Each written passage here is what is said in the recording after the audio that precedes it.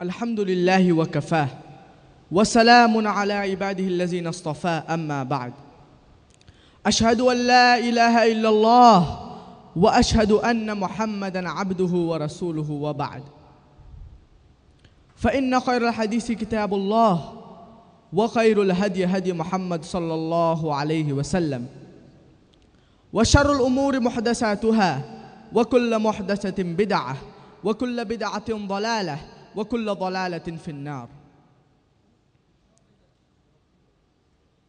الحمد لله والصلاة والسلام على رسول الله وعلى آله وصحبه أجمعين.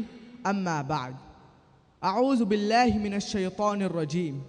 بسم الله الرحمن الرحيم. قل يا أهل الكتاب تعالوا إلى كلمة سواء بيننا وبينكم ألا نعبد إلا الله ولا نشرك به شيئا ولا يتخذ بعضنا بعضا أربابا من دون الله فإن تولوا فقولوا اشهدوا بأننا مسلمون. رب اشرح لي صدري ويسر لي أمري واحلل عقدة من لساني يفقهوا قولي. கண்ணியத்திற்குரிய பெரியவர்களே, பாசமிகு என் அருமை சகோதர சகோதரிகளே, உங்கள் அனைவரையும் இஸ்லாமிய முகமன் கூறி வரவேற்கிறேன். அஸ்ஸலாமு அலைக்கும் வரஹ்மத்துல்லாஹி வபரகாத்துஹு. எல்லாம் வல்ல அல்லாஹ்வின் சாந்தி, சமாதானம், அருளன்பு, பெருங்கருணை உங்கள் அனைவர் மீதும் என்றென்றும் நிலவட்டுமாக. நான் பேச எடுத்துக்கொண்ட தலைப்பு சமயத்தின் மூலம் சமாதானம் என்பதே. பொதுவாக மதம் என்ற சொல் அகராதிகளில் அனைத்தையும் அடக்கி ஆள்கின்ற ஒரு சக்தியை குறிக்கும் என்கின்றனர். ஒரு சக்தி என்று நாம் எடுத்துக்கொள்ளலாம். வணங்கி வழிபடுதலுக்குரிய அந்த சக்தி ஆக்ஸ்போர்ட் அகராதிப்படி ஒன்றாகவும் இருக்கலாம், பலவாகவும் இருக்கலாம். மொத்தத்தில் மதம் என்றால் கடவுளை நம்புவது என்ற அர்த்தம். என்னுடைய பேச்சை இப்போது நான் புனித திருக்குரானில் சூரா அல் இம்ரான் அத்தியாயம் 3 64ஆம் வசனத்தை ஓதி துவங்குகிறேன். قل يا أهل الكتاب நபியே, அவர்களிடம் வேதத்தை உடையோர்களே, تعالوا إلى كلمة سواء بيننا وبينكم நமக்கும் உங்களுக்கும் இடையே ஒரு பொது விஷயத்தின் பக்கம் வாருங்கள். முதல் நிபந்தனை என்ன? ألا نعبد إلا الله நாம் அல்லாவை தவிர வேறு எவரையும் வணங்க மாட்டோம். ولا نشرك به شيئا அவனுக்கு நிகராக எவரையும் இணையாக்க மாட்டோம். ولا يتخذ بعضنا بعضا أربابا من دون الله அல்லாவை தவிர நம்மில் சிலரை கடவுளாக எடுத்துக்கொள்ள மாட்டோம் என்று கூறுவீராக. فإن تولوا இதன் பிறகும் فقولوا اشهدوا அவர்கள் புறக்கணித்து விட்டால் بأننا مسلمون நிச்சயமாக நாங்கள் முஸ்லிம்கள் என்பதற்கு நீங்கள் சாட்சியாக இருங்கள் என்று நீங்கள் கூறிவிடுங்கள். இந்த திருவசனம்தான் அனைத்து மனிதர்களையும் இஸ்லாத்தின் பக்கம் ஈர்ப்பதற்கு தாவா செய்வதற்கான முக்கிய சாவியாகும். பல மதங்களை சார்ந்த பலதரப்பட்ட மனிதர்களிடத்திலும் எப்படி பேசுவது என்ற செயல்முறை விளக்கத்தை இந்த திருவசனம் நமக்கு தெளிவாக்கிவிட்டது. அதாவது, تعالوا إلى كلمة سواء بيننا وبينكم நமக்கும் உங்களுக்கும் இடையே உள்ள பொதுவான விஷயத்தின் பக்கம் வாருங்கள். முதல் நிபந்தனை என்ன? ألا نعبد إلا الله எல்லாம் வல்ல இறைவனை தவிர வேறு யாரையும் நீங்கள் வணங்காதீர்கள் என்று கூறுகிறது. ஒரு பொதுவான விஷயம் உலகத்தின் பிரதான மதங்களின் புனித நூல்களில் பொதுவாக காணப்படுவது என்னவென்றால், அந்த மதம் சார்ந்தவர்களை எப்படியான கடவுள்களை வழிபடுகிறார்களோ அந்த கடவுளே உலகம் முழுவதிலும் உள்ள அனைத்து மனிதர்களுக்கும் கடவுள் என்று நம்புகிறார்கள். இந்துக்கள் கடவுள் என்று எவ்வவற்றை நம்புகிறார்களோ அவையே இந்துக்கள் அல்லாத பிற மக்கள் அனைவருக்கும் கடவுள் என்றே நம்புகிறார்கள். அதுபோலத்தான் கிறிஸ்துவர்கள் தாம் வணங்கும் கடவுளே கிறிஸ்துவர் அல்லாதவர்களுக்கும் கடவுள் என்பதே அவர்களின் நிலைப்பாடு. முஸ்லிம்கள் வணங்குகின்ற கடவுளை அல்லாஹ் சுப்ஹானஹு தஆலா அவன்தான் கடவுள் என்றும் பிற மக்களுக்கும் அவன்தான் கடவுள் என்று நம்புகிறேன். கடவுள் கோட்பாட்டை விளங்கிக் கொள்வதற்கு அந்த மதம் சார்ந்த மக்களை அவதானித்து முடிவுக்கு வருவது என்பது பொருத்தமன்று. அந்தந்த மதங்களின் வேதங்கள், சாஸ்திரங்கள் எனப்படுபவை கடவுள் தன்மையை எப்படி வரையறைய செய்கின்றன என்பதை அடிப்படையாக வைத்தே அந்த கடவுள் கொள்கையை நாம் தீர்மானிக்க வேண்டும். ஏனெனில் பொதுவாக ஒரு மதம் சார்ந்தவர்களே கூட தனது மதத்தின் கடவுள் கோட்பாட்டை சரியாக விளங்கி வழிபடுவது இல்லை. எனவே சரியான ஆதாரபூர்வமான அறிவுபூர்வமான அணுகுமுறை என்னவென்றால், அந்தந்த மதங்களின் கிரந்தங்களை ஆராய்ந்து அதிலிருந்து அந்த மதத்தின் கடவுள் கொள்கையை அறிய வேண்டும். இன்று என்னுடைய பேச்சை பொறுத்தவரையில் நான் என்னுடைய பரிசீலனைக்கு 4 மதங்களை எடுத்துக்கொள்ளப் போகிறேன். இந்து மதம், யூத மதம், கிறிஸ்துவ மதம் மற்றும் இஸ்லாம். முதலில் இந்து மதத்தை அதன் சரியான தன்மையில் பார்ப்போம். இந்து மதத்தின் கடவுள் கோட்பாடு என்னவென்று நாம் அலசுவோம். பொதுவாக இந்துக்கள் நீங்கள் எத்தனை கடவுள்களை நம்புகிறீர்கள் என்று கேட்டால் சிலர் 3 என்றும் வேறு சிலர் 10 என்றும் 1000 கடவுள் என்றும் கூட சொல்வார்கள். இன்னும் சிலர் 33 கோடி என்றும் சொல்வார்கள். ஆனால் வேத சாஸ்திரங்களை நன்கு கற்றறிந்த ஒரு இந்து பண்டிதரை கேட்டால் அவரோ இந்துக்கள் ஒரே ஒரு கடவுளைத்தான் வணங்க வேண்டும், நம்ப வேண்டும் என்று உறுதியாக கூறுவார். ஆனால் பொதுவாக ஒரு பாமர இந்து பல்கி பெருகிய கடவுள் நம்பிக்கையில்தான் இருக்கிறான். அந்த பொதுவான மனிதன் எல்லாம் கடவுள் என்பான். மரம் ஒரு கடவுள், சூரியன் ஒரு கடவுள், சந்திரன் ஒரு கடவுள், மனிதன் ஒரு கடவுள், பாம்பும் கடவுளே என்பான். முஸ்லிம்கள் ஆகிய நாங்கள் என்ன சொல்கிறோம் என்றால், இவை அனைத்தும் கடவுளுடையது, கடவுளுக்குத்தான் சொந்தம் என்கிறோம். மரம் கடவுளுடையது, சூரியன் கடவுளுடையது, சந்திரன் கடவுளுடையது, பாம்பும் கடவுளுடையது, மனிதனும் கடவுளுக்குரியவனே. ஆகவே ஒரு பாமர இந்துவுக்கும் பாமர முஸ்லிமுக்கும் உள்ள அடிப்படை வித்தியாசம் என்னவென்றால், அவர்கள் அனைத்தும் கடவுள் என்கிறார்கள். நாம் அனைத்தையும் கடவுளுடையதே என்கிறோம். ஒரு பாமர இந்துவுக்கும் ஒரு பாமர முஸ்லிமுக்கும் இடையே உள்ள வித்தியாசம் என்னவென்று தெளிவாக சொல்ல வேண்டுமானால் அபாஸ்டிவேஸ் மட்டும்தான். இந்த கருத்து வேறுபாட்டை கலைந்துவிட்டால் இந்துக்களும் முஸ்லிம்களும் ஒன்றாக இணைந்து விடுவார்கள். இதை எப்படி செய்வது? அல்லாஹ் திருக்குரானில் சொல்கிறான், تعالوا إلى كلمة سواء بيننا وبينكم. நமக்கும் உங்களுக்கும் இடையே உள்ள பொதுவான விஷயத்தின் பக்கம் வாருங்கள். முதல் நிபந்தனை என்னவென்றால், ألا نعبد إلا الله. எல்லாம் வல்ல இறைவனை தவிர வேறு எதையும் வணங்க மாட்டோம்.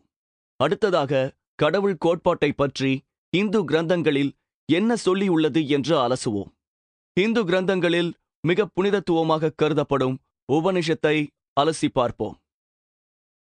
அதில் சந்தோக்கியா உபனிஷத்தில் அத்தியாயம் 6 பகுதி 2 வசனம் 1, இக்கம் இவிதித்யம், கடவுள் ஒருவர்தான், இரண்டாவது இல்லை.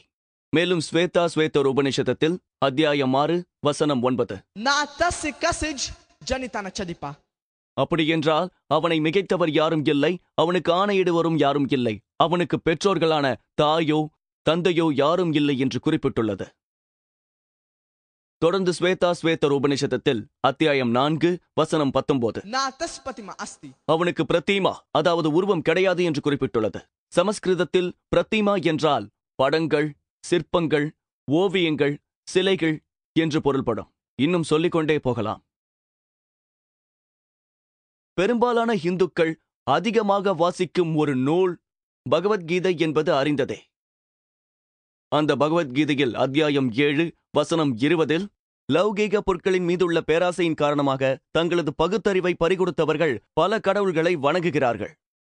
பொருளாசையின் காரணமாக தங்கள் நல்லறிவை இழந்தவர்கள் சிலைகளை வணங்குகிறார்கள். இந்து நூல்களில் புனிதமாக கருதப்படுபவை வேதங்கள்தான். அவை 4 வகைப்படும்: ரிக்வேதம், யஜுர்வேதம், சாமவேதம், அதர்வண வேதம். யஜுர்வேதத்தில் அத்தியாயம் 32 வசனம் 3, ناتسپتما अस्ति. கடவுளுக்கு பிரதீமா கிடையாது. பிரதீமா என்றால் படம், ஓவியம், சிற்பம், சிலை என்று எந்த ரீதியிலும் உருவமைப்பு இல்லாதது என்று நாம் ஏற்கனவே பார்த்துவிட்டோம். இன்னும் யஜுர்வேதம் அத்தியாயம் 40 வசனம் 8, எல்லாம் வல்ல இறைவன் உருவமற்ற புனிதமானவன் என்றும் குறிப்பிட்டுள்ளது. யஜுர்வேதம் அத்தியாயம் 40 வசனம் 9, अंधात्म प्रविशन्ति या असंभूति मुपास्ते. அசம்பூத்தியை வணங்குபவர்கள் இருளுக்குள் நுழைகிறார்கள் என்று சொல்லப்பட்டுள்ளது. அசம்பூத்தி என்றால் இயற்கை அம்சங்களாகிய நீர், நெருப்பு, காற்று. மேலும் இந்த வசனத்தில் சம்பூத்தியை வணங்குபவர்கள் ஆழ்ந்த இருளுக்குள் நுழைகிறார்கள். சம்பூத்தி என்றால் செயற்கையாக உருவாக்கப்பட்ட மேஜை, நாற்காலி, சிலைகள் மற்றும் பல. இதை சொல்வது யார்? யஜுர்வேதத்தில் அத்தியாயம் 40 வசனம் 9 சொல்லியுள்ளது. இன்னும் சொல்லப்போனால் அதர்வண வேதத்தில் புத்தகம் 20 வேதவரி 58 மந்திரம் 3, देव महा असि. எல்லாம் வல்ல இறைவன் மிக மகத்தானவன். அதோடு ரிக்வேதத்தில் புத்தகம் 1 வேதவரி 164 மந்திரம் 46, एकम सत विप्रभु विदान्ते. உண்மை ஒன்றே, கடவுள் ஒருவனே. ஆனால் ஞானிகள், முனிவர்கள் எனப்படுவோர் கடவுளை பல்வேறு பெயர்களால் அழைக்கின்றனர். ஹிந்து வேதங்களிலும் கடவுளுக்கு பல்வேறு பெயர்கள் சூட்டப்பட்டுள்ளன. இதை நம்மால் பார்க்க முடியும். அதேபோல் ரிக்வேதத்தில் புத்தகம் 10 வேதவரி 114 மந்திரம் 5, எல்லாம் வல்ல கடவுளுக்கு 33 வகையான சிறப்பியல்புகள் இருப்பதாக குறிப்பிடப்பட்டுள்ளன. அதே ரிக்வேதத்தில் புத்தகம் 2, வேதவரி 1, மந்திரம் 3இல் எல்லாம் வல்ல கடவுளை பிரம்மா என்று குறிப்பிடப்பட்டுள்ளது. பிரம்மா என்ற அந்த சமஸ்கிருத சொல்லுக்கு அரபு மொழியில் ஹாலிக், அதாவது படைப்பவன் என்று பொருள் வரும். முஸ்லிம்களாகிய எங்களை பொறுத்தவரையில் எல்லாம் வல்ல இறைவனை பிரம்மா, அதாவது ஹாலிக், படைப்பவன் என்று அழைப்பதில் எந்த ஆட்சேபனையும் இல்லை. ஆனால் அந்த எல்லாம் வல்ல இறைவனாகிய பிரம்மாவிற்கு 4 தலைகள் இருக்கின்றன. ஒவ்வொரு தலையிலும் ஒரு கிரீடம் இருக்கின்றது என்றெல்லாம் சொல்கின்ற போதுதான் நாங்கள் அதை கடுமையாக மறுப்போம். அது மட்டுமல்ல, இறைவனுக்கு உருவம் கற்பிக்கின்ற அந்த கற்பனைகள் இந்து புனித வேதங்களாகிய ஸ்வேதா ஸ்வேதர் உபனிஷதத்தின் அத்தியாயம் 4 வசனம் 19 மற்றும் யஜுர்வேதத்தில் அத்தியாயம் 32 வசனம் 3 கடவுளுக்கு உருவம் கிடையாது என்று தெளிவாக கூறியிருக்கின்றது. ரிக்வேதம் புத்தகம் 2, வேதவரி 1, மந்திரம் 3இல் கடவுளின் மற்றொரு சிறப்பியல்பாகிய விஷ்ணு என்ற பெயர் குறிப்பிடப்பட்டுள்ளது. அந்த சமஸ்கிருத சொல்லை அரபு மொழியில் ரப், அதாவது பாதுகாப்பவன், பராமரிப்பவன் என்று பொருள்படும். எல்லாம் வல்ல இறைவனை விஷ்ணு, அதாவது பராமரிப்பவன், பாதுகாப்பவன் என்று அழைப்பதில் முஸ்லிம்களாகிய எங்களுக்கு எந்த ஆட்சேபனையும் இல்லை. ஆனால் எல்லாம் வல்ல இறைவனாகிய அந்த விஷ்ணுவிற்கு 4 கைகள் உண்டென்றும் ஒவ்வொரு கையிலும் சக்கரம், சங்கு போன்ற ஆயுதங்கள், கருவிகள் இருக்கின்றன என்றும் அவர் கருடன் என்ற பறவையின் மீது அமர்ந்து பறந்து செல்வார் என்றும் பாம்புகளை படுக்கையாக்கிக் கொள்வார் என்று சொல்வதையெல்லாம் முஸ்லிம்களாகிய நாங்கள் வன்மையாக ஆட்சேபிப்போம். ஏனெனில் இது இறைவனுக்கு உருவம் கற்பிப்பதாகும். நான் ஏற்கனவே குறிப்பிட்டுள்ள ஸ்வேதா ஸ்வேதர் உபனிஷதத்தில் அத்தியாயம் 4 வசனம் 19 மற்றும் யஜுர்வேதத்தில் அத்தியாயம் 32 வசனம் 3இல் இறைவனுக்கு உருவம் இல்லை என்று குறிப்பிடப்பட்டுள்ளது. அது மட்டுமின்றி ரிக்வேதத்தில் புத்தகம் 8, வேதவரி 1, மந்திரம் 1இல் நீங்கள் இறைவனை அன்றி வேறு யாரையும் வணங்காதீர்கள், இறைவனை மட்டுமே துதியுங்கள் என்று சொல்லப்பட்டுள்ளது. அதே ரிக்வேதத்தில் புத்தகம் 6, வேதவரி 45, மந்திரம் 16இல் அவனை மட்டுமே துதியுங்கள், அவனை மட்டுமே வணங்குங்கள் என்று ஆணையிட்டுள்ளது. பிரம்மசூத்திரம் என்ற இந்து தர்மத்தின் அடிப்படை கோட்பாடு என்னவெனில், भगवान एक ही है, दूसरा नहीं है, नहीं है, नहीं है, जरा भी नहीं है. ஒரே ஒரு கடவுள்தான் உண்டு, அவரை தவிர வேறு கடவுள் இல்லை, இல்லை, இல்லை, இல்லவே இல்லை என்று அறுதியிட்டு உறுதிப்படுத்தியுள்ளது. ஆகவே நீங்கள் இந்து வேத கிரந்தங்களை படித்து பார்த்தீர்களானால் ஒரே ஒரு கடவுள்தான் இருக்கிறார் என்றும் அவரை மட்டுமே வணங்க வேண்டும் என்றும் அவருக்கு உருவம் கற்பிக்க கூடாது என்றும் இந்து தர்மம் தனது கடவுள் கோட்பாட்டில் வரையறை செய்திருப்பதை மிக தெளிவாக பார்க்க முடியும். இப்போது யூத மதத்தை அதன் சரியான கோணத்திலிருந்து பார்ப்போம். யூத மதத்தின் கடவுள் கோட்பாட்டை அலசுவோம். விவிலியத்தில் பழைய ஏற்பாட்டின் உபாகமத்தின் அதிகாரம் 6 வசனம் 4இல் இஸ்ரவேலே கேள், நம்முடைய தேவனாகிய கர்த்தர் ஒருவரே கர்த்தர் என்று சொல்லப்பட்டுள்ளது. ஏசாயா புத்தகம் அதிகாரம் 43 வசனம் 11இல் நானே கர்த்தர், என்னை அல்லாமல் வேறு இரட்சகர் இல்லை. அதே புத்தகத்தில் அதிகாரம் 45 வசனம் 5இல் நானே கர்த்தர், வேறொருவர் இல்லை, என்னை தவிர தேவனில்லை என்றும் சொல்லப்பட்டுள்ளது. மேலும் ஏசாயா புத்தகத்தில் அதிகாரம் 46 வசனம் 9இல் நானே தேவன், என்னை போன்று வேறு எவரும் இல்லை என்று குறிப்பிடப்பட்டுள்ளது. அது மட்டுமின்றி யாத்திராகமம் அதிகாரம் 20 வசனம் 3இலிருந்து 5 வரை கர்த்தர் சொல்கிறார், என்னையன்றி உனக்கு வேறு தேவர்கள் உண்டாயிருக்க வேண்டாம். மேலே வானத்திலும் பூமியின் கீழ் தண்ணீரிலும் உண்டாகி இருக்கிறவைகளுக்கு ஒப்பான ஒரு சொரூபத்தையாகிலும் யாதொரு விக்கிரகத்தையாகிலும் நீ உனக்கு உண்டாக்க வேண்டாம். நீ அவைகளை நமஸ்கரிக்கவும் செவிக்கவும் வேண்டாம். உன் தேவனாகிய கர்த்தராயிருக்கிற நான் எரிச்சலுள்ள தேவனாயிருந்து என்று கடுமையாக எச்சரிக்கிறது. இதே மாதிரி ஒரு எச்சரிக்கை உபாகமம் அதிகாரம் 5 வசனம் 7இலிருந்து 9 வரையில் என்னை அன்றி உனக்கு வேறு தேவர்கள் உண்டாயிருக்க வேண்டாம். மேலே வானத்திலும் பூமியின் கீழ் தண்ணீரிலும் உண்டாயிருக்கிறவைகளுக்கு ஒப்பான ஒரு சொரூபத்தையாகிலும் யாதொரு விக்கிரகத்தையாகிலும் நீ உனக்கு உண்டாக்க வேண்டாம். நீ அவைகளை நமஸ்கரிக்கவும் செவிக்கவும் வேண்டாம். உன் தேவனாகிய கர்த்தராயிருக்கிற நான் எரிச்சலுள்ள தேவனாயிருந்து என்று கடுமையாக எச்சரிக்கிறது. எனவே யூத வேத புத்தகங்களை ஆராய்ந்தால் அங்கேயும் ஒரே ஒரு கடவுளை மட்டுமே வணங்க வேண்டும் என வரையறுக்கப்பட்டுள்ளதை பார்க்கிறோம். கிறிஸ்துவத்தில் உள்ள கடவுள் கோட்பாட்டை பார்ப்போம். கிறிஸ்துவத்தை நாம் அதன் சரியான கோணத்தில் பார்க்க வேண்டும்.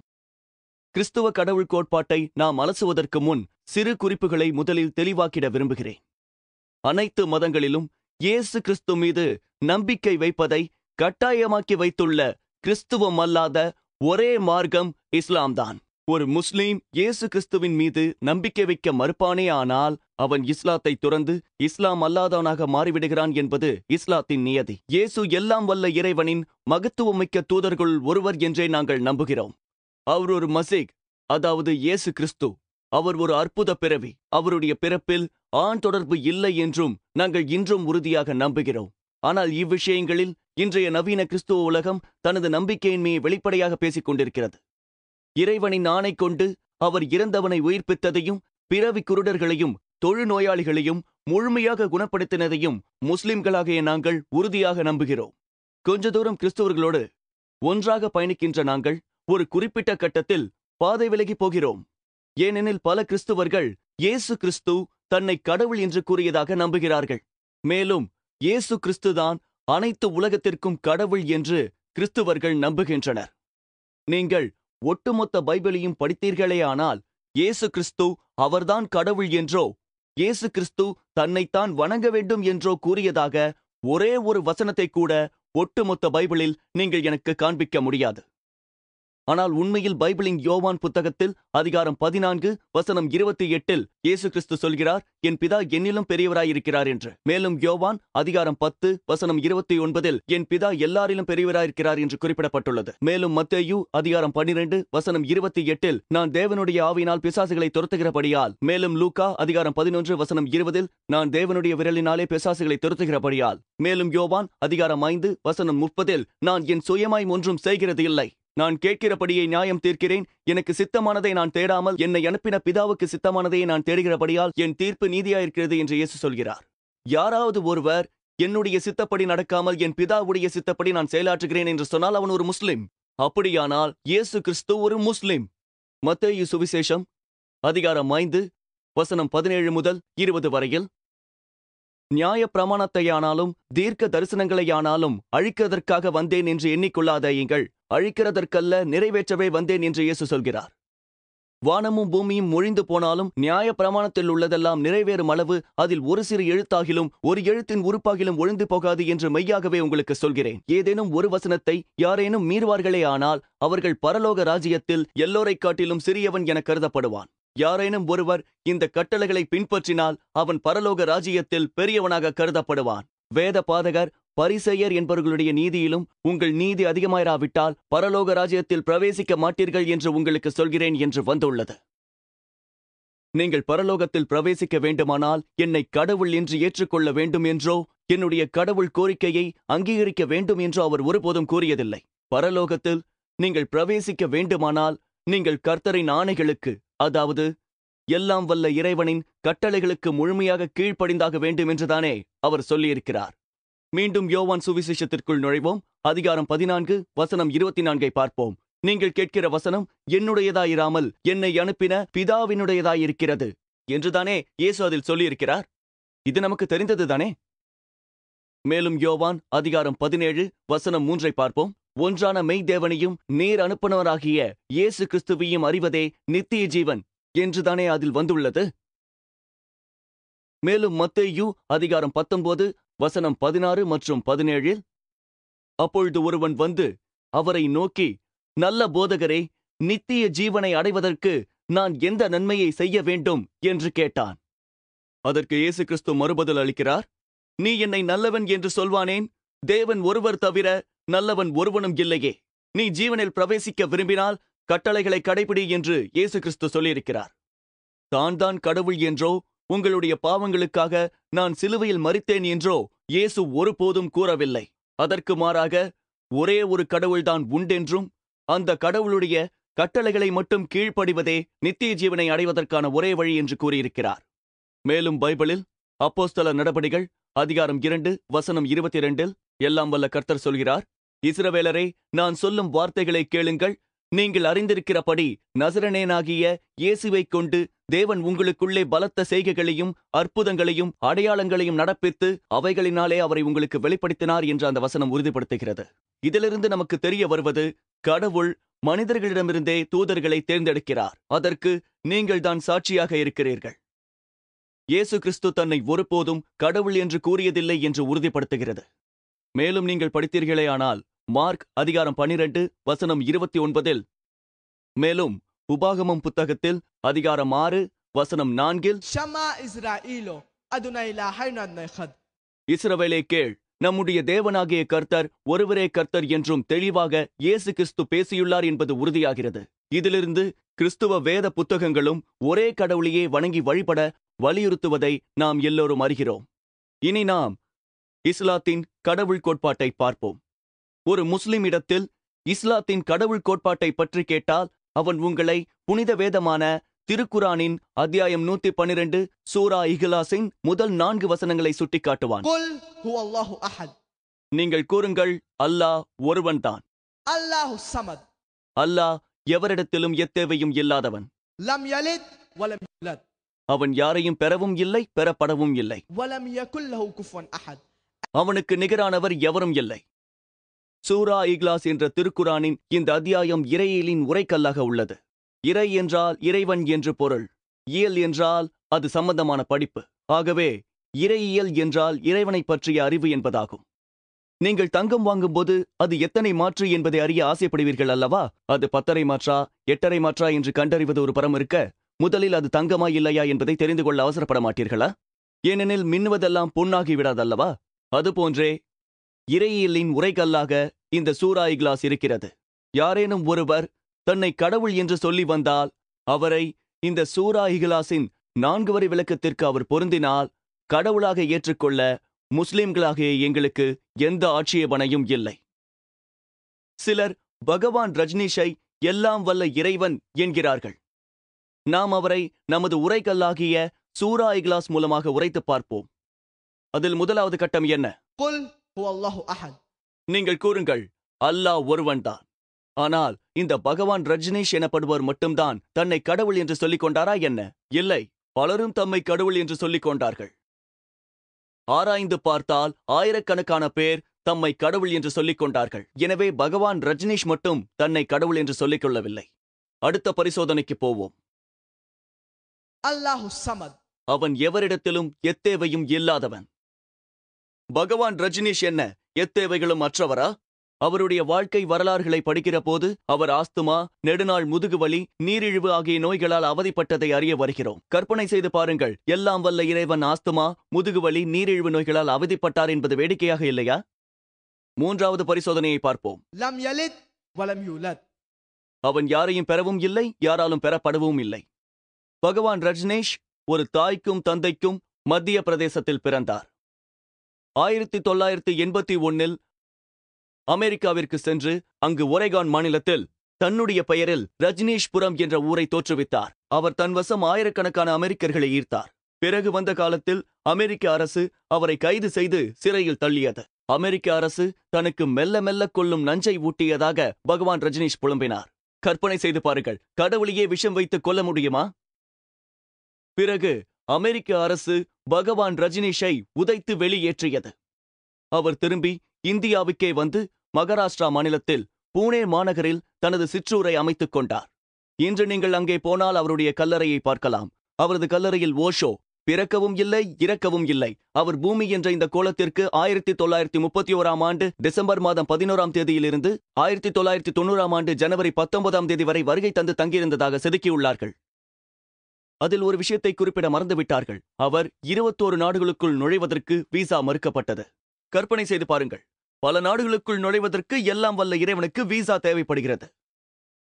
ரஜ்னீஷை வெளியே தூக்கி எறியாவிட்டால் அவருடைய வீட்டையும் அவருடைய சீடர்கள் வீட்டையும் தீ வைத்து விடுவதாக கிரேக்க நாட்டின் கிறிஸ்துவ பேராயர் கூறினார். இதுதான் கடைசி பரிசோதனை. இந்த சோதனை மிகவும் கடினமானது. உண்மையான கடவுளை தவிர யாரும் இதில் தேர்ச்சி பெற முடியாது. அதாவது கடவுளை எதனுடனாவது ஒப்பிடும் தருணமே அது கடவுள் இல்லை என்று ஆகிவிடும். வலம் யகுல் லஹு குஃபுவன் அஹத், அவனுக்கு நிகராக ஒன்றுமில்லை. நமக்கு தெரியும், பகவான் ரஜ்னீஷுக்கு 2 கண்கள், மூக்கு, 2 காது, ஒரு வாய், ஒரு பெரிய வெள்ளை தாடியும் இருந்தது. அதாவது கடவுளை எதனுடனாவது ஒப்பிடும் தருணமே அது கடவுளாக இருக்க முடியாது. வலம் யகுல் லஹு குஃபுவன் அஹத். உதாரணமாக கடவுள் ஆர்னால்ட் ஷ்வார்ஸ்நெகரை விடவும் 1000 மடங்கு வலியவன் என்று சொல்வார்களே, ஆனால் அந்த ஒப்பீட்டின் மூலம் கடவுள் தன் தகுதியை இழந்து விடுவார். ஆர்னால்ட் ஷ்வார்ஸ்நெகரை பற்றி உங்களுக்கு தெரியும் அல்லவா? அவர் அனைத்துலக ஆணழகர், உலக மகா பலசாலி. இதுவரை இவர் பல முறை ஆணழகன் பட்டத்தை வென்றுள்ளார்.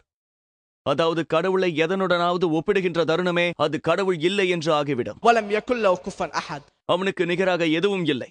ஆகவே ஆர்னால்ட் ஷ்வார்ஸ்நெகரோ, கிங் காங்கோ, தாரா சிங்கோ இந்த உலகத்தில் யாருடனாவது ஒப்பிடுகின்ற தருணமே அது கடவுள் இல்லை என்று ஆகிவிடும். ولم يكن له كفوا أحد. ஆகவேதான் புனித திருக்குரானின் 112ஆம் அத்தியாயமாகிய சூரா இஹ்லாஸை இறையியலின் உரைக்கல் என்கிறோம். இங்கிருக்கும் சகோதர சகோதரிகளே, நீங்கள் வணங்கி வழிபடக்கூடிய கடவுள் இந்த உரைகள் சோதனையில் தேர்ச்சி பெறுவாரா என்று பாருங்கள். அப்படி அவர் தேர்ச்சி பெற்றுவிட்டால் நிச்சயமாக நீங்கள் வணங்குவது ஒரு உண்மையான கடவுளைத்தான். திருக்குரான் சூரா அன்-நஹல் அத்தியாயம் 16 வசனம் 125 ஓதி என்னுடைய பேச்சை நிறைவு செய்கிறேன். ادعوا إلى سبيل ربك بالحكمة والموعظة الحسنة وجادلهم بالتي هي أحسن. ஞானத்தைக் கொண்டும் அழகிய உபதேசத்தைக் கொண்டும் உமது இரட்சகனின் பாதையின் பால் அழைப்பீராக. இன்னும் மிகச்சிறந்த முறையில் அவர்களுடன் தர்க்கம் புரிவீராக. எவர் தனது பாதையை விட்டு விலகிவிட்டாரோ அவரை உமது இரட்சகனை மிக அறிந்தவன். நேர்வழி பெறுவோரையும் அவனே மிக அறிந்தவன். No God, no peace. No God, no peace. ஆங்கிலத்தில் நோ என்றால் இல்லை என்று பொருள். ஆகவே இறைவன் இல்லை எனில் அமைதி இராது. ஆங்கிலத்தில் KNOW என்றால் அறிந்து கொள்ளுங்கள் என்று பொருள். இறைவனை அறிந்து கொண்டால் அமைதி தானாக வரும். وآخر دعوانا الحمد لله رب العالمين.